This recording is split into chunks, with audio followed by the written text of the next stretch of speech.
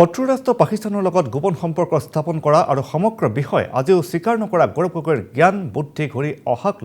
আহক বুলি তিতাবৰ এজন প্ৰবীণ ব্যক্তিৰ কীৰ্তন ঘোষাপাত। ভাৰতত থাকি ভাৰতৰ সাংসদ হৈ পাকিস্তানৰ লগত গোপন সনা পিটিকা কৰা নিজ পত্নী পুত্ৰ কন্যা সন্তানক ব্ৰিটিছ নাগৰিক আৰু সন্তানৰ ধৰ্ম পৰিৱৰ্তন কৰা গৌৰৱ গগৈৰ ভূমিকাত হতাশ গৌৰৱ গগৈৰে নিজৰ সমষ্টি যোৰহাটৰ এজন প্ৰবীণ ব্যক্তিৰ। আমি ভগৱানৰ ওচৰত প্ৰাৰ্থনা জনাইছোঁ, তেওঁক অসমলৈ ঘূৰি আহক, অসমৰ নাগৰিক ভাৰতবৰ্ষৰ নাগৰিকত্ব লাভ কৰক আৰু তেওঁ সতি সন্তানক ভাৰতৰ নাগৰিক বনক। নাম নাম নাম জগত জানকা কৃষ্ণ ঈশ্বৰ দেৱ মোৰা যাহাৰ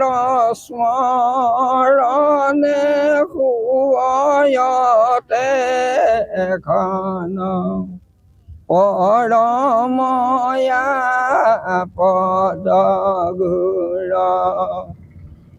কায়ম বাক্য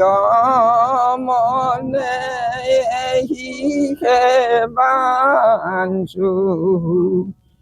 তোমা তথা কুকমতি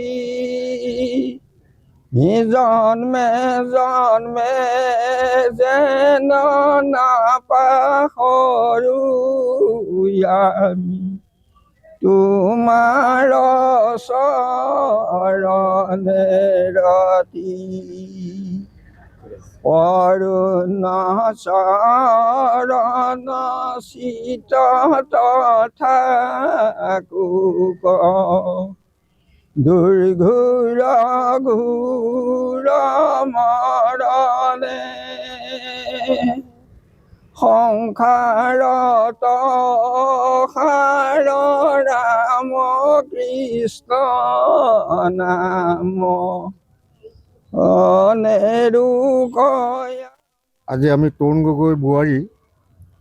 বিদেশত থাকি পাকিস্তানত থাকি পাকিস্তানৰ লগত বন্ধুত্ব কৰি